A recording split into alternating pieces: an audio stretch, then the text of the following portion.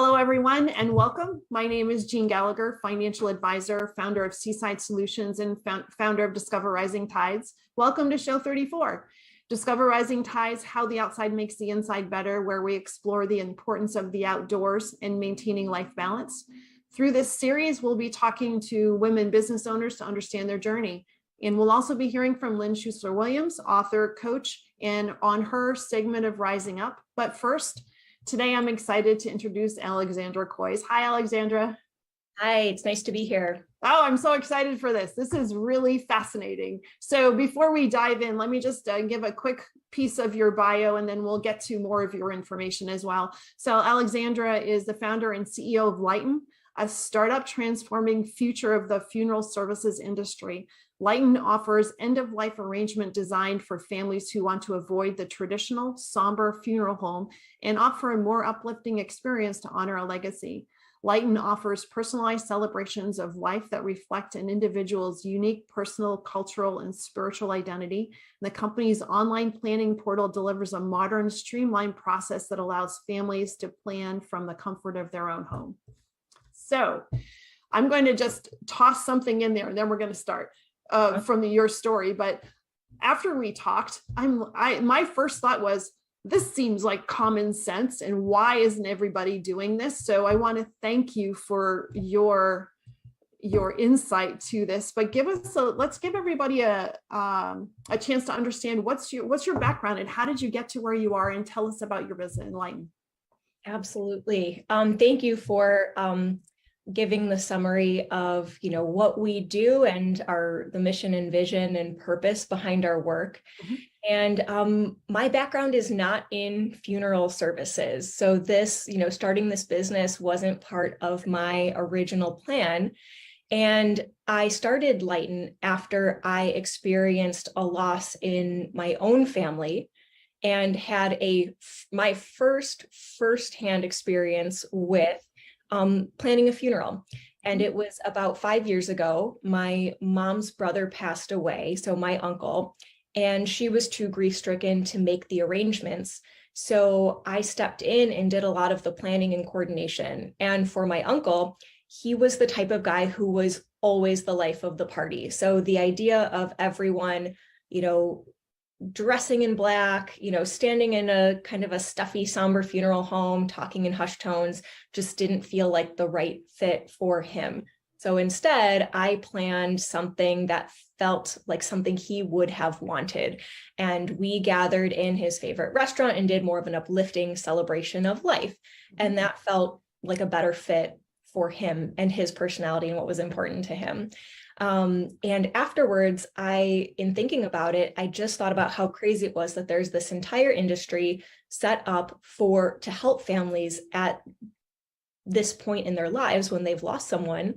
But we had to go around the system to find something that worked for us. Mm-hmm. So that was my, inspiration in thinking about how can we create a better experience? How can I create a better experience? There were so many points along the way where I thought, wow, this is really outdated. This is really somber. This is really impersonal. And that was why I did something different mm-hmm. than the traditional, funeral experience. And I wanted to be able to offer that option to others as well. So that was the origin of the company. Amazing. And so what's it like to transition? So first of all, what is your background? Understanding that it's not in the funeral services or any celebration of life arena, but what was your background and what was the transition like to totally change careers? Yeah. So my original background was in consulting. So, after my undergraduate degree was actually in foreign service. So coming out of college, I spent a few years in consulting, in Washington, D.C., doing a lot of, government-focused work. And then after that transitioned into healthcare, health insurance, and was involved in, supporting the implementation of the Affordable Care Act when that was first rolling out. So I'd done a lot of, government, regulatory work. So I was always part of large organizations, very comfortable being one piece in a larger process or a larger puzzle, and kind of having a very specific role. I had held roles in, strategy and operations in large companies. And, this idea, the inspiration for Lighten, was really my first thought of doing something different and stepping outside my comfort zone. And I decided to go back to business school, and that was kind of my transition point. So after working for about 7 years, I went back to get my master's in business. And that was when I really took advantage of that time where I was already stepping out of the workforce to really give myself a shot at building something from the ground up. And it's, as you said, it's a transition. It's a completely different experience. Specifically, it's, there's a lot of risk involved, and, coming from someone who was used to kind of the large organization, kind of steady, predictable job, that was new for me, but it was something I was excited to jump into. And again, something that while I was in business school, I really dug into what it took to start a company. Took classes on entrepreneurship, joined the clubs, did every workshop that my school offered. I went to, the University of Chicago Booth School of Business, and they have a fantastic entrepreneurship program. The Polsky Center for Entrepreneurship has a lot of resources, a lot of support, a lot of workshops. So I really dug into that as a way to learn and transition into the world of entrepreneurship. And of course, in entrepreneurship, the best way to learn is to jump into it, and to put something out there and to start getting real world feedback, real life feedback from real customers. And I found that this was something that, there is a demand for. There's a lot of interest in doing this, doing end of life, doing funerals, doing celebrations of life in a different way than has typically been done. And, to your point, not a lot of, people assume that funerals have to be a certain way just because that's the way they've always done it, or that's the way the industry has always done it. But it doesn't have to be that way. There's room for many more options, personalization. So I think, when, families hear about us, when they come to us, they're, it's a really compelling option, a really fulfilling option to be able to do something that feels true to your loved one's spirit. Isn't that the true definition of entrepreneurship is when you are brave enough, right, to take that giant leap off the cliff because you experienced something, and if you experienced it, somebody else needs it too. So to be able to have that insight is amazing. And because, you could attend business school and entrepreneurial classes and everything and still come out going, well, now what do I do? But going into that process with a concept in mind that was really a personal experience, so then it becomes a passion project, it has to make a huge difference. Yeah, it absolutely does. And it is about, it's not about creating an idea and then creating a need for it, in entrepreneurship. It's seeing a need, seeing a pain point, and then being able to think about a way to address that pain point or solve that need in a way that's, that doesn't exist, or in a way that is different than what's been done in the past. Yeah. And so, I've talked to other people that have made that jump from corporate to self-employed or entrepreneur or business owner. And it's not an easy transition, because you're, like you mentioned, you're going from something that's definite. You have a job and a paycheck, and every day you go to work and you know that you're going to get paid and you're successful in what you do. And so for some people is, why would I want to leave if I'm successful in what I do? Why would I want to do that? Right? Or how can I do that? How do I be brave enough, and how do I make those changes? But as you're going through school, is there anything that really spoke to you through your master's program and all of the courses that you were taking that just said, wow, this is what being a business owner really is?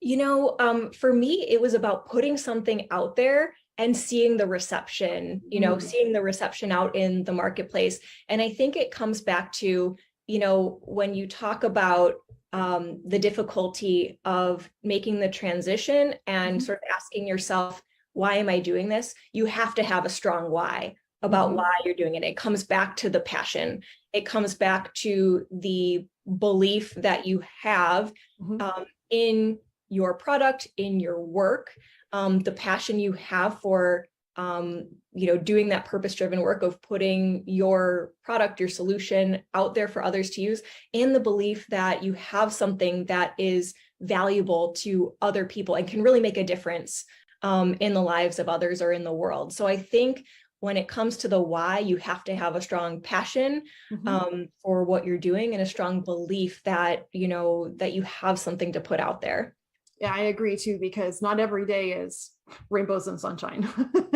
Lots of ups and downs. It comes with the territory. Yeah, it does. It does. And not that a regular job wouldn't come with those, but there's such a difference with, if this doesn't go well, you have to put all of those thoughts out of your mind and out of your consciousness so that you can forge ahead. So let's talk about the funeral industry as it exists, right? And then we can paint a little bit of a picture to see how really different what Lighten is now, even compared to what you did for your uncle also. So the typical funeral service, correct me if I'm wrong and expound on this too, is, a family member passes, and it's very typical to call the funeral home. Then the funeral home makes all those arrangements, talks to Social Security and does all of those things in the background. And then the stuffy people show up in their suits and ties and very stoic, right? Stoic's a better word, but and process through that to help people with their grief. But it is very regimented. Yes, and it's sort of like a one size fits all approach. It's sort of like everyone goes through the same steps, everyone gets the same room or rooms. And it sort of looks very similar for each person who goes through the funeral home environment. And, you mentioned wanting to contrast it with the types of, gatherings that Lighten has helped families deliver. And we are helping families gather in non-funeral home environments, places like parks, restaurants, theaters, museums, live music venues, places that are more uplifting and that often feel like a better fit for the specific person that the gathering is for. So someplace they would have loved, or someplace they, love to frequent. And the types of ceremonies that we offer is often tailored. Those ceremonies are tailored to the unique identity of the individual who passed away. And you read this at the top during the intro, that oftentimes we find that is a ceremony that reflects the loved one's unique personal, cultural, and spiritual identity. And so what we may be, the way that the ceremony flows, or what we may be highlighting or celebrating, is a little bit different for each person that we work with. For some people, it's, their spirituality, or it's an element of their cultural heritage. For others, it is their career, or their hobbies and passions, or it's the philanthropic work they've done. But it's all about, tailoring the celebration of life ceremony, and also the surroundings and the details of the gathering to that person's authentic identity. That's amazing, because there has to be healing pieces on both sides, so that if the person that is not well and prior to passing can be involved in that, then they know, right? So there's some healing process that happens before they pass, because they know that the process is going to be tailored to what fits the family better, not necessarily thinking about what fits the patient better, right? But when you're talking with the family members after the family member is passed, you're able to ask questions about, what do you want? And that has to make a difference in the healing process. Yes, I love that you touched on the healing process, because for a lot of people, it is about the process. We worked with a woman a little bit earlier this year who told us that she wanted to take joy in the process of planning and thinking about what can she do to celebrate and honor and pay tribute to her wife's life. And, so that was part of her grief journey, her healing journey, to be able to derive comfort and healing and hope from creating a celebration for her. And she also said to me afterwards, creating this tribute to her life. So for this particular ceremony, we created an immersive museum exhibit as a tribute to her wife's life. And there were photos of her and her family. There were pieces of furniture that she restored. There were journals that she wrote in, clothes that she wore. And creating this exhibit our client said to us afterwards, it allowed me to feel like I was putting her back together again, because she had suffered a long illness prior to her passing. And that to me was very powerful to help someone create something that allowed them to feel like they were, putting their loved one back together again was really impactful and really powerful, and really gets at the heart of why we do what we do. And, to your point, that's part of the healing journey for the people who are planning, for the people who are coming together as a community, all of the family and friends, to honor that person who had an impact on their life. And you also mentioned, those who pre-plan their own life celebration before they pass away, because it is important to some folks to have a say in that, to have agency over what is this final tribute to their life, what does it highlight, what does it celebrate, because that's part of defining their legacy. So we do have some folks who come to us to plan their own celebration before they pass away. So I think in both cases, it's a really important part of defining a legacy and deriving peace and healing from the process. I really love that. And I really love the fact that it's the life celebration versus a funeral.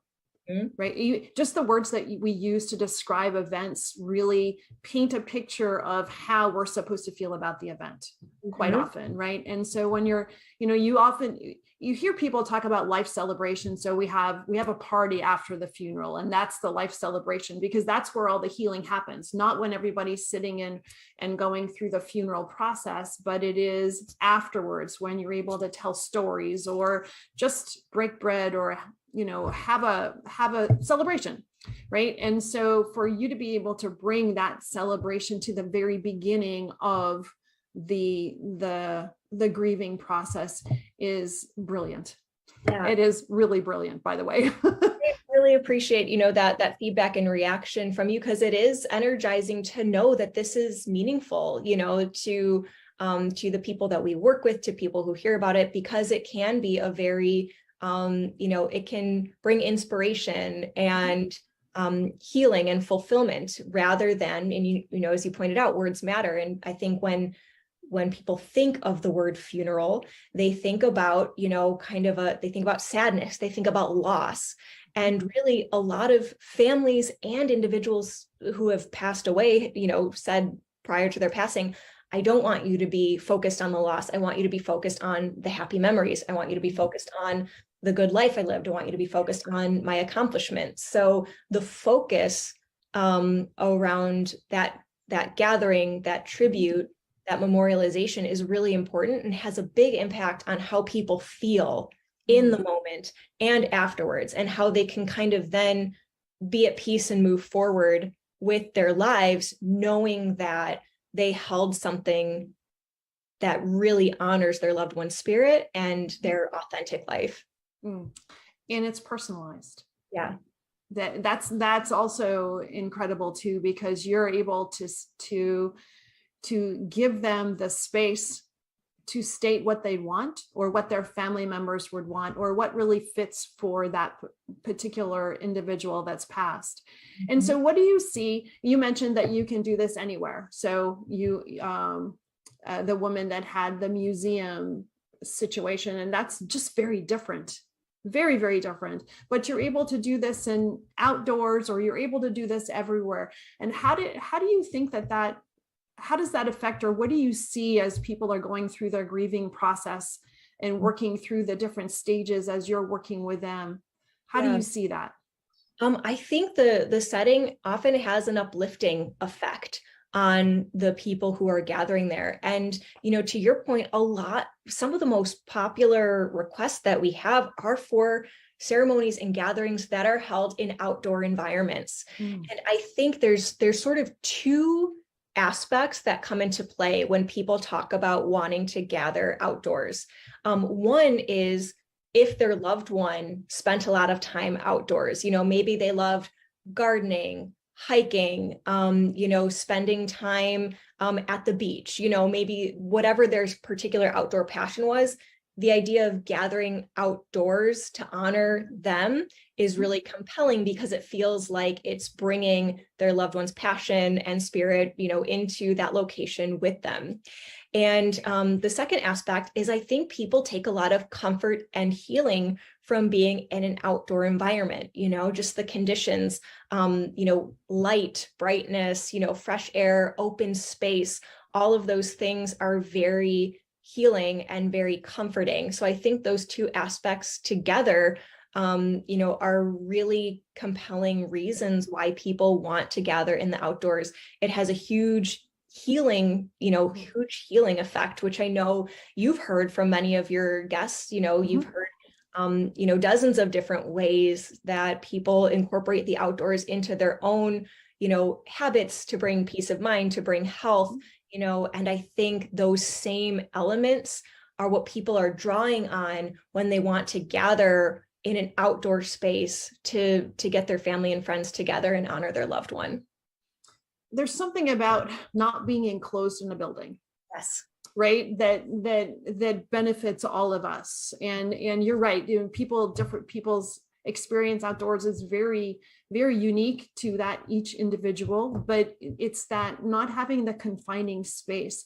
And I think too, this is just me throwing something out there, so you tell me if I'm like totally off the wall here, but I would think too that the energy inside of an enclosed building, so you have the energy of everyone in a mourning process, right, inside of a closed building, and all of that energy in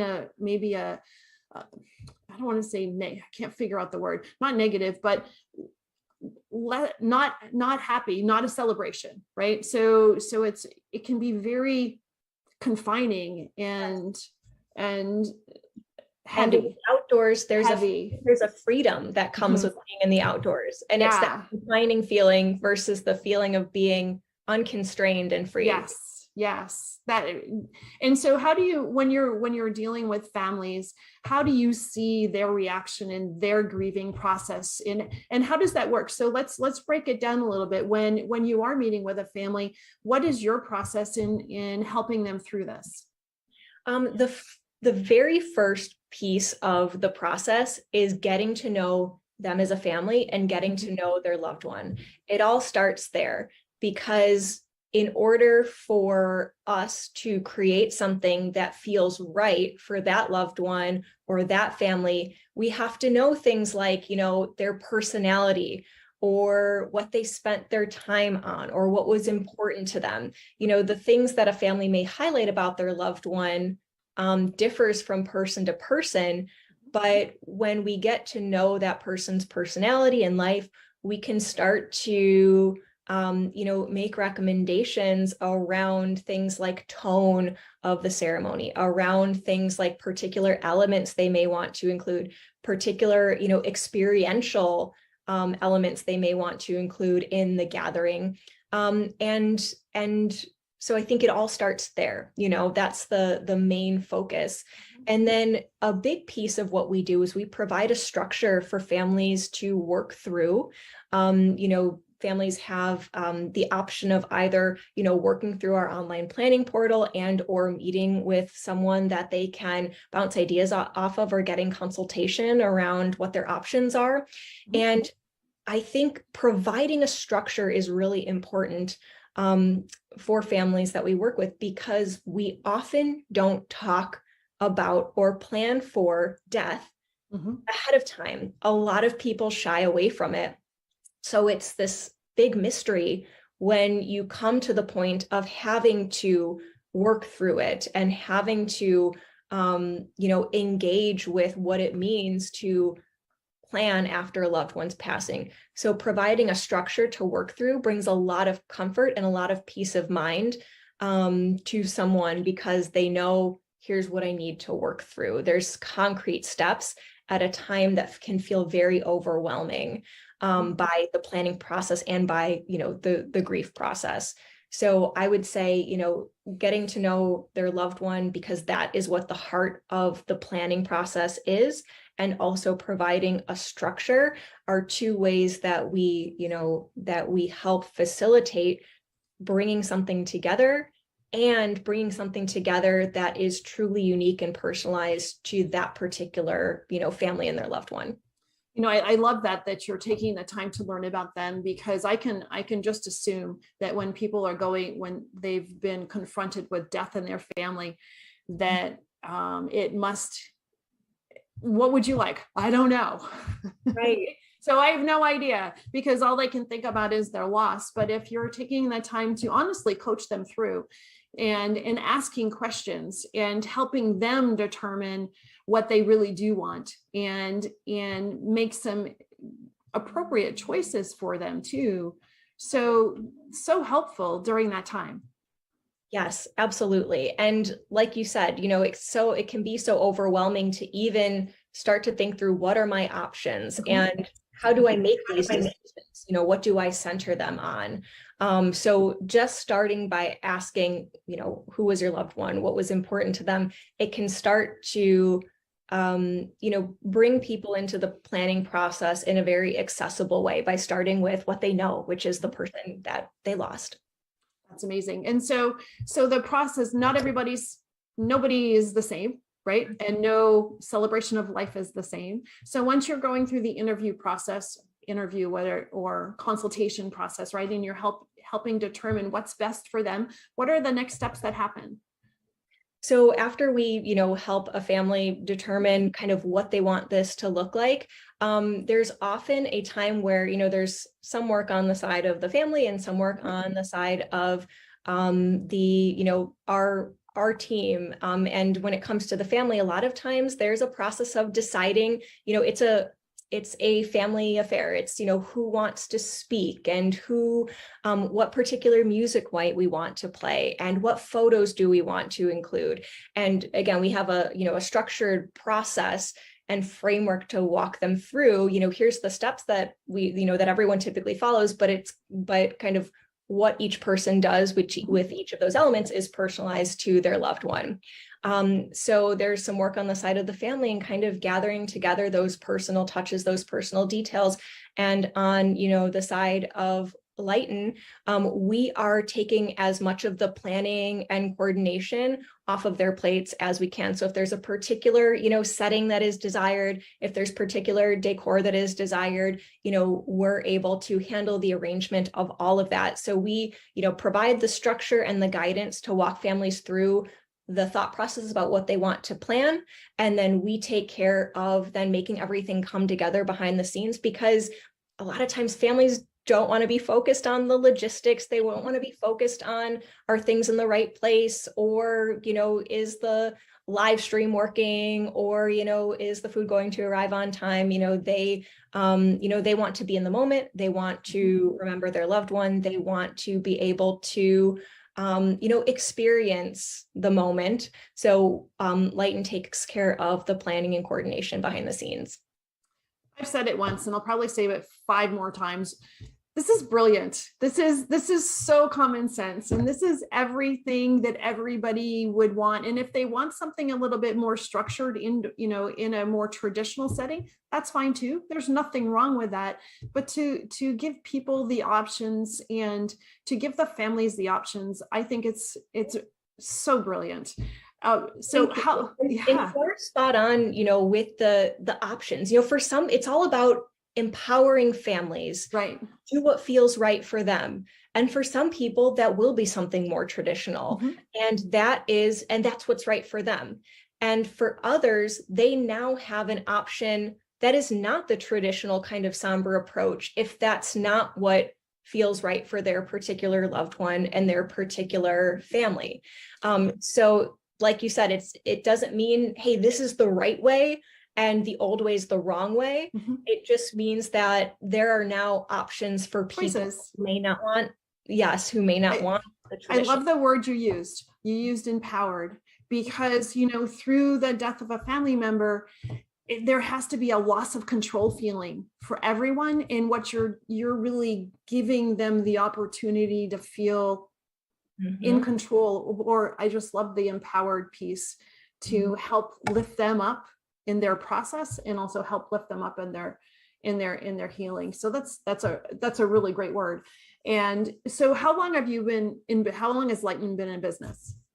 So since 2019. So we actually started, just shortly before the pandemic, and the pandemic actually had a big impact on how we were helping families come together. So we started off in a normal world, helping families gather in person. And then in 2020, of course, when the pandemic hit, that really affected how people could gather and how our team was able to assist families in gathering. So throughout the pandemic, we actually did a ton of virtual gatherings, helping family and friends gather in an online environment.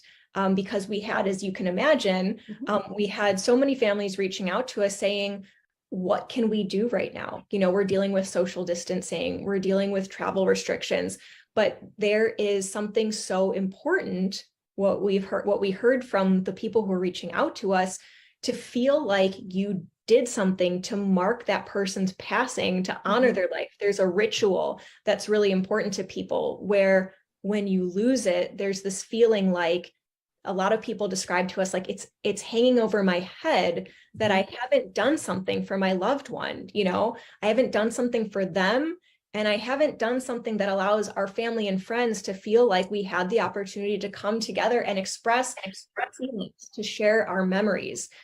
So the loss of that ritual was very impactful. So we did a lot of virtual gatherings, which still allowed people to preserve their traditions and to come together in community to honor their loved one. And, we were able to help people of many different backgrounds, many different faiths, many different, with many different ideas about how they wanted to celebrate their loved one's life. Again, personal, cultural, spiritual, or a combination of, all of those elements. And we were able to help give them an environment that still, honored those things.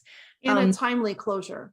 Yes, that's exactly right. And a lot of afterwards, that timely gathering, people came back to us and said, like, now I feel at peace with it. Now I feel at peace with what I was able to do for my loved one. I'm sorry. What I would think there during COVID, there were many people that didn't have that timely closure, because it wasn't either they didn't have any sort of a service or a celebration, or it was just the minimal amount that could be done under the circumstances of social distancing.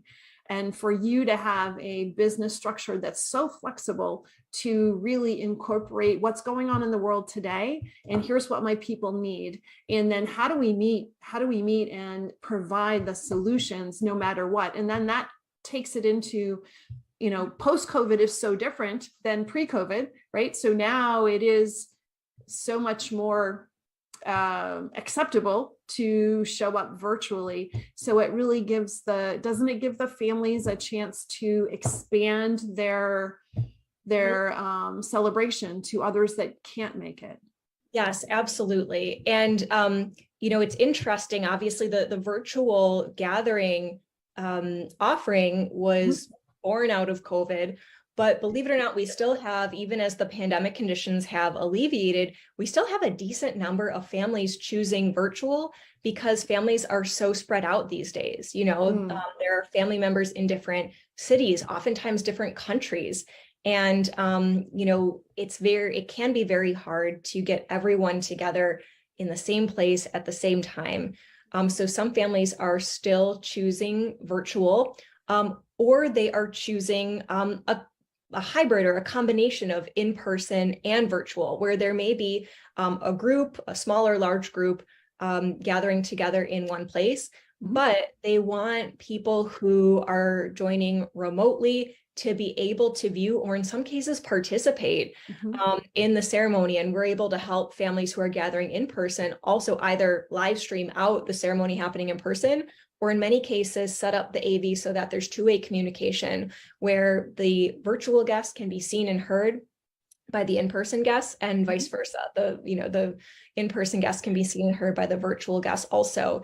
And so it's been really interesting to see some families still choosing virtual because their families are spread out, or we've heard from others that it can be a more manageable planning experience, doing a virtual gathering.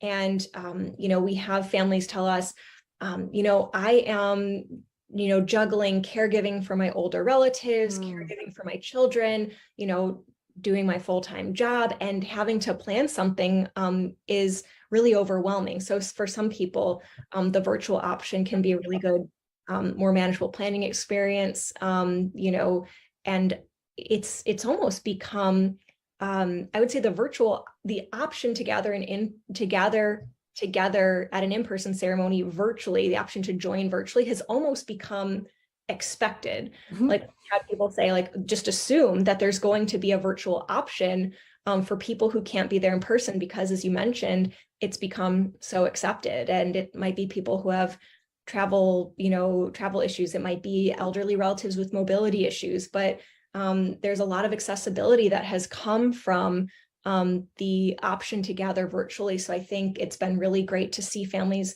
be able to take that experience and still make, really good, connecting and interactive use out of it. It's amazing for you as a business owner to create this platform in 2019, right? And then COVID hits, and to have the flexibility to pivot and not lose a ton of traction in building your business. Yes. And I think, that also comes back to the why of what we do, the purpose of what we do. It has to be this particular model or method of gathering. It's all about, how can we help families gather for this meaningful, ceremony, this meaningful tribute to their loved one.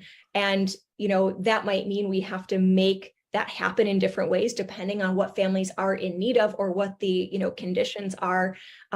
So I think kind of sticking with what is the heart of what we do, what is the value that we bring, to the pain that families are feeling. And that can be done in different ways. So, pivoting and to still be able to deliver that value is part of, kind of also part of entrepreneurship and part of, building something new and putting it out there into the world. And so you are in the Chicago area. So primarily your clients are in Chicago, or do you find that you're also working more virtually with everybody outside of Chicago? Yeah, I would say it's a little bit of both. We have done virtual ceremonies as close by as here in Chicago and as far away as Alaska. And oftentimes, we have guests joining from different countries. The in-person, we are delivering those primarily in Chicago, but oftentimes, we might have families reaching out to us from different cities. Maybe they are planning an in-person gathering in, a city in Texas, and they need help with the virtual element. So we do have a network of partners of, videographers, for example, or, venues that we can recommend, like partners in other cities, that we're able to still provide those services to others outside the Chicago area as well. Oh, that's fantastic. And so for you as a business owner and going through the process of starting a business, and it's ever changing as it has over the last 3 years, how do you take care of yourself? How do you make sure that you show up for everybody else while they're in their time of loss? I think that's so important because it is important, to be able to take time to find balance. And that is something that I had to learn by doing, because, it doesn't come naturally. I know this. It's not taught in the corporate world. Right. Yeah. Absolutely. And I would say the first, year or two starting the business, it was, really tough to balance things like, building the business, getting a full night of sleep, exercising, those types of things.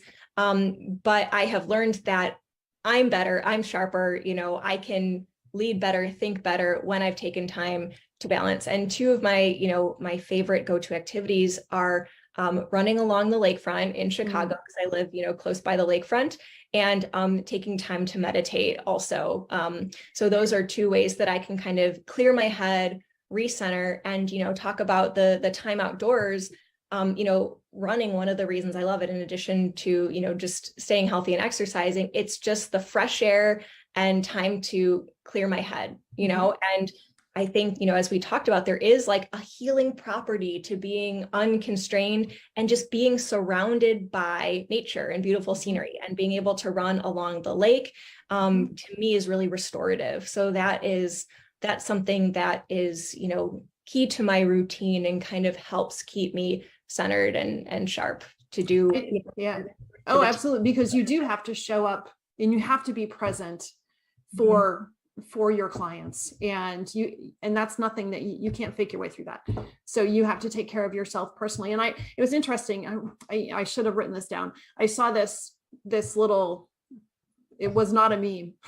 It was an article. So it was more true than a meme, right? And the walking by the water for 15 or 20 minutes, and what restoratively that does to your brain activity, but also just recalibrating your body and being in a close proximity to the water.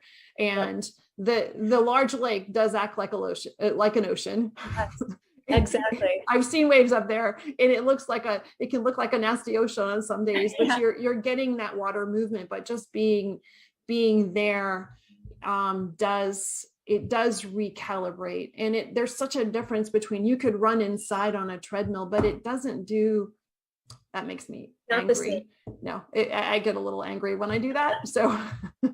Yeah. And the other thing is, I love that you mentioned like even 15 or 20 minutes, because I think something else I had to learn that I think is important is it doesn't have to be a long, extensive time. It can be small doses, and those small breaks can really make a difference. So for me, prior to starting the business, I used to do like longer distance running, and I used to train for half marathons, and I used to feel like I had to be working towards something in order to make running valuable. But I learned that even if I'm getting out for, 15 or 20 minutes or 30 minutes, that makes a difference. It doesn't have to be, a long distance. It doesn't have to be a race. It can just be to get outside. Or if it's a day where, I don't feel up for a run, getting out for a walk, and just a few minutes can really make a big difference. Yeah, it is. And I struggle with that too. Well, if it's going to be 15 minutes, why bother? Sometimes that happens up here, and that's not a good thing. So, but that short amount of time is just so important. You're right. You're very right about that. Yeah, absolutely. So how do people get in touch with you? How do they reach out? What are, and when in their process of grieving, or in the process of, prior to somebody passing, when is the right time to reach out, and how do they do that? So in terms of the right time to reach out, there is no particular right or wrong time. What we have found is families are ready at different points in time. Some families are reaching out to us, ahead of their loved one's passing. Either they're incorporating their loved one into the planning process, or it might be, my mom just went on hospice and I want to be ready. I want to know what it is I should be thinking about. And I want to kind of start thinking through those things, because we know her passing is imminent. For other families, believe it or not, they'll reach out to us sometimes months, or in some cases years after someone has passed away, because they've done the cremation or the burial, but they haven't quite been ready to put their time and energy and attention into creating a meaningful celebration of life. And for some people, or for most of those people, it's about where they are in their grieving process, and are they ready? For some people, it's like, I really want to be able to speak, but I just can't do that right now. I want to be able to speak and give, a remembrance in front of everyone, and I'm just too emotional. Or for others, it's, I'm not ready to think about this right now, and I need some time. And we have some families planning on dates of significance. If it's not right after their passing, maybe they're planning a gathering on that person's birthday, or the anniversary of their passing, or the anniversary of, their marriage. So we see families planning on dates of significance if they're not ready right away. So the right time to, approach us is when they're that's ready. ready. Yes, absolutely. Yeah. I never would have considered the after the fact anywhere down the road. And that's really a great point, because once there has been a burial or a memorial or whatever that happens to be, but there wasn't a celebration and they're feeling a gap in their family's grieving process, what a great time to pick a date of significance to have that celebration of life. Mm-hmm. Yes, that's exactly right. And I think that's another departure from, tradition. Typically, funerals happened right away, Right. because there was, a body that had to be buried and everything happened very quickly. But more families are choosing to separate the actual burial from the remembrance and the memorial, because it might be what's right for them. So for a lot of people, it's and sometimes people come to us asking, is this okay? And for a lot of people, it's about letting them know that is okay. You have permission to do that if that's what's right for you. So it's really, again, that's another way that a family can personalize the process and the gathering to what feels right for their family. And so that's, in terms of a timing perspective, that's what we're seeing. When it comes to the way people reach us, a lot of people find us by word of mouth. They may have, attended a celebration of life that Lighten hosted, and we'll have families saying, I saved your information in case I ever needed you, and now it's a year later and I'm reaching out. Or they may receive a recommendation from a family member or a friend who has utilized us in the past. A lot of families also find us online. That's a big part of where people start when they start with, where do I find, how do I plan a celebration of life? Or where do I find, this particular type of, company? So families can find us online at lightenarrangements.com, or they can reach us by phone at 312-373-0847. That's fantastic. This has been just fascinating, Alexandra. I so appreciate that we were connected and had this conversation, because this is incredibly uplifting in an area that can be very heavy. Yes. So the service that you bring to families makes such a difference. Thank you. And I'm so glad to have the opportunities to speak with you about this. Like, I love knowing that you get the value of the services, that we provide. And the questions that you asked were just so interesting to dig into, and, and so meaningful and fulfilling to be able to have this conversation with you. So I really appreciate the opportunity to speak with you. Oh, thank you so much. So if anybody would like to hear more or learn more about the company, so lighten.com, and we'll make sure that your contact information is in the show notes as well. So I want to thank you very much for your time today. Thank you. Yes, it's actually lightenarrangements.com. Oh, thank you. lightenarrangements.com. Yes. And so, yeah, that's where we can be found online. And thank you so much for the opportunity to share with others the work that we do, because, awareness is a huge part of people understanding that they have options. You are so welcome. Hi, everyone. I'm Denise Stiegel. I am the healthy lifestyle coach, or the healthy living liaison, and curator at livinghealthylist.com. And I'm really excited today about my recent conversation with my friend, Jean Gallagher. Jean is a financial advisor with Seaside Solutions and the amazing host of the podcast, Discover Rising Tides, How the Outside Makes the Inside Better.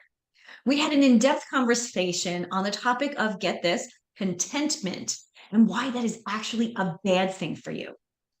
Watch more and subscribe to Discover Rising Tides at discoverrisingtides.com. I'll see you there. Hey, Lynn. Hi, Jean. How are you today? Just wonderful. So good to see you. Good to see you. We've been talking a lot this week, and I find that fantastic. Me too. Me too. too. What nuggets do you have for us in your Rising Up segment today? Well, Jean, I've been thinking a lot and hearing a lot in conversation from folks about this days getting shorter thing that's happening with all of us. And, it is an opportunity if we look at it that way, right? My friend who lives in New Hampshire told me yesterday that it gets dark at 4:30 in the afternoon there, and I was astounded. But the longer nights, the shorter days inherently have a natural rhythm opportunity built in. So I've been thinking a lot about that. I've been thinking a lot about how it's similar to the opportunity that we get with the new moon, right? So the lunar cycle is similar to the annual cycle. And so in both this, winter solstice time and in the new moon, we are in the darkness, right?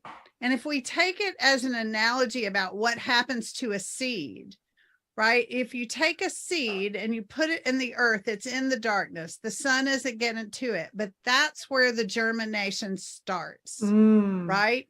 And so we can look at this time that way too. And we hear a lot this time of year about visioning what we're going to do next year and planning for and setting goals and all those sorts of things. But if we really look at it as an opportunity to be in the quiet, to be in the darkness, and to allow our germination for all of that stuff that we're about to break into and get done to happen, then it becomes a real opportunity. And that'll happen for different people, different ways. But I love that analogy of the new moon is the time of the darkness and the sun isn't reaching it, and it's the time of the germination. And the same thing happens in the winter. It's the dark time, it's the time. And then on the solstice, we turn, right? We shift and we turn toward the light, and the days incrementally get longer and more light comes in all day long. And that seed gets a little bit more warmth every day and a little bit more light every day. And more things start to happen with what we want to get done. And so I just wanted to invite our listeners, Jean, into this space of what are we germinating? And what are we willing to spend a little time in the silent darkness with, so that as the light increases, we can really move into momentum and growth and an exciting new time for 2023. So that's what I wanted to talk about today, Jean, and I hope that's fun for you. I love that. And, in some of our discussions that we've had, the word allow has come up a couple of times, and here it is again. And I think you're right. We just need to allow and not fight this darkness and do some pre-planning. Thank you. Beautiful insight today. Thanks so much, Lynn. And I look forward to this segment every time. Thank you so much for listening today. Today's show is sponsored by Seaside Solutions, my financial services company. As a business owner, it's easy to be pulled in many different directions, and often taking care of yourself plummets to the bottom of the list. For me, I find myself outside to reground. My time outdoors helps me manage my day more effectively and be more present for my clients. Through this, Discover Rising Tides was born. At Seaside Solutions, we truly believe that education is the foundation of financial wellness. Our primary focus is to provide guidance that is designed to help you achieve your long-term financial goals and visions. Working with a plan allows space for doing more things that you love, like being outside to make the inside better. If I can help you create or realign your plan, or if you would like to be added to my weekly newsletter, please let me know. This week's topic was 5 ways to set more achievable goals. Your referral means the big, beautiful world to me. And if I can help, please let me know. And thank you so much for listening, and see you next time.